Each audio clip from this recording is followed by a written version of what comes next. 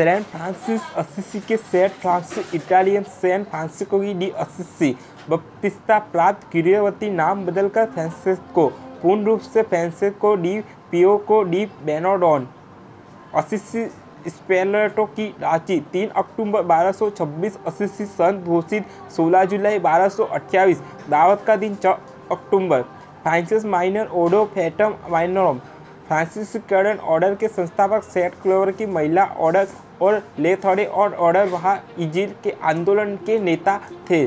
13वीं सदी की शुरुआत में गरीबी उनके इजिल उत्साह, गरीबी दान और व्यक्तिगत करिश्मे के प्रति समर्पण हजारों अनुयायियों को आकर्षित किया।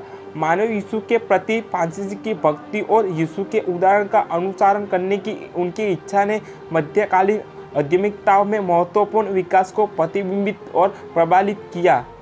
पोवेरेलो रोमन कैथोलिक इतिहास में सबसे सम्मानित धार्मिक शख्सियतों में से एक है और वो हर सिएन के सेंट कैथरीन इटली के संरक्षक संत है।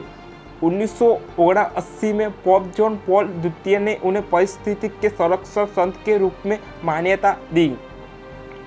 Saint Francis of Assisi Roman Catholic चर्चा के जानवरों, व्यापारी और पारिस्थितिक के संरक्षण संत है। उसने कथित तौर पर ईश्वर की आवाज़ सुनने के बाद विलसिता का जीवन त्याग दिया, जिसने उसे ईसाई चर्च के पुनर्निर्माण और गरीबी में रहने की आज्ञा दी। सेंट फ्रांसिस को स्मरण के लिए याद किया जाता है कि लोग कहते हैं कि भगवान ने उनके माध्यम से और कमजोर लोगों, विशेष रूप से गरीब लोगों और बीमार लोगों और जानवर के लिए उनकी दया के लिए प्रदर्शन किया। फ्रांसिस का गैवत्री डी पियोगो डी बेनाडोन के असिसी में उद्वितीय मध्य इटली के एक क्षेत्र में हुआ था। 1181 के आसपास उनके पिता पियोतो डी बेनाडो एक अमीर कपड़ा व्यापारी थे और उनकी मां एक फ्रांसीसी रईस थी। जब वे पैदा हुआ थे तब उनके पिता यात्रा कर रहे थे और उनकी मां ने बच्चे का नाम जॉन बैप्टिस्ट के लिए इतालियाई नाम जियोवत्ती रखा था। उनके पिता व्यापार का आदमी चाहते थे, ना कि ईश्वर का, और फ्रांस के अपने प्यार को दर्शाते हुए अपने बेटे फ्रांसिस्को या फ्रांसिस का नाम बदल दिया। लड़का धनुर्विद्या, कुश्ती और घुड़सवारी सीखकर धन दौलत में बड़ा हो गया, लेकिन युवा लोगों के एक समूह के साथ जंगली पार्टियों का शिकार हो गया। फ्रांसिस ने कथित तौर पर बाद में कहा, मैं उस समय पाप में रहता था। उनसे अपेक्षा की गई थी कि वह अपने पिता के साथ कपड़ा व्यवसाय में कदम रखेगी, लेकिन उस जीवन की सोच ने उन्हें परेशान कर दिया। वह एक नाइट प्रभाव मध्ययुगीन एक्शन हीरो के रूप में भविष्य का सपना देखता था, इसलिए 1202 तक वह इटालियन प्रांत पेरुगिया के साथ अपने युद्ध में असिसी के लिए लड़ने के लिए एक मिलिशिया में शामिल हो गया। असिसी सेना हार गई और फ्रांसिस को पकड़ लिया गया। उनकी पोशाक और उपकरणों से उनके कैदियों को पता था कि फ्रांसिस एक अमीर परिवार से है और फिरौती के लायक थे, इसलिए उन्होंने उसे जीवित रहने दिया। 1 साल बाद उसकी फिरौती का भुगतान किया गया। अंतरिम में, जैसा कि उन्होंने बाद में रिपोर्ट किया था, उन्होंने भगवान से दर्शन प्राप्त करना शुरू कर दिया। पौदेश लौटने के बाद वह देश में एक कठोर से आए। उसकी उपेक्षा करने के बजाय फ्रांसिस ने अपने अनुभव से एक बंदी के रूप में बदल दिया, आदमी को गले लगा दिया और चुमा और मिठास और खुशी की अनुमति से भर गया। फ्रांसिस अस्त हो गया कि भगवान चाहते कि वो गरीब लोगों की मदद करे, इसलिए उन्होंने अपनी संपत्ति को त्याग दिया।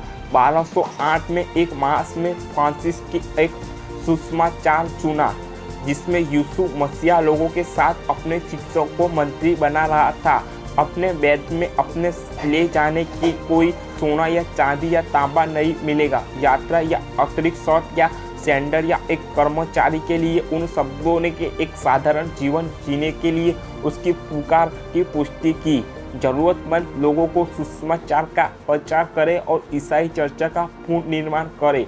अपनी गरीबी के बावजूद फ्रांसिस को चर्चा के पुनर्निर्माण के लिए धन की आवश्यकता थी, इसलिए उसने अपने पिता के कपड़े और घोड़े को बेच दिया। उसके पिता उसे स्थानीय बिशप के सामने ले गए, जिसने फ्रांसिस से कहा कि वह अपने पिता के पैसे के वापस करें। फ्रांसिस ने अपने कपड़े उतार दिए और उन्हें और उनके पिता को पैसे देते हुए कहा कि भगवान अब उनके पिता है।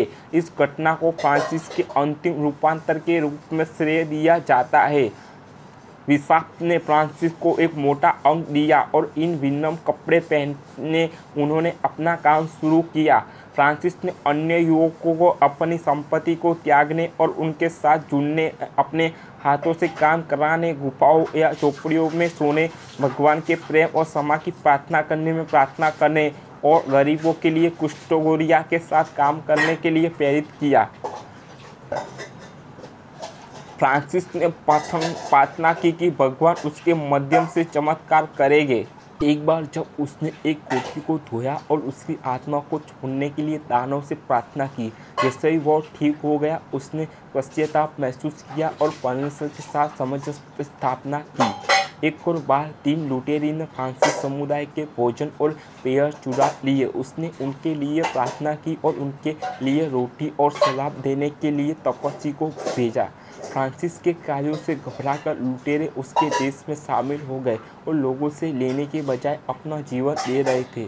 फ्रांसिस ने जानवर को अपने भाई और बहनों के रूप में देखा और प्रार्थना की कि भगवान उनकी मदद करने के लिए उनके मध्यम काम करेंगे। हालांकि कभी कभी लोग इकट्ठा होते थे जबकि फ्रांसिस बोलते थे और उनके साथ बात करते थे।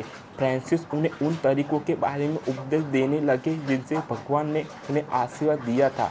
जब फ्रांसिस पेरुगिया प्रांत में गुबियों में रहता था तो एक भेड़िया लोगों और अन्य जानवरों पर हमला करता था। वह इसे भुनाने की कोशिश करने के लिए भेड़िए से मिला।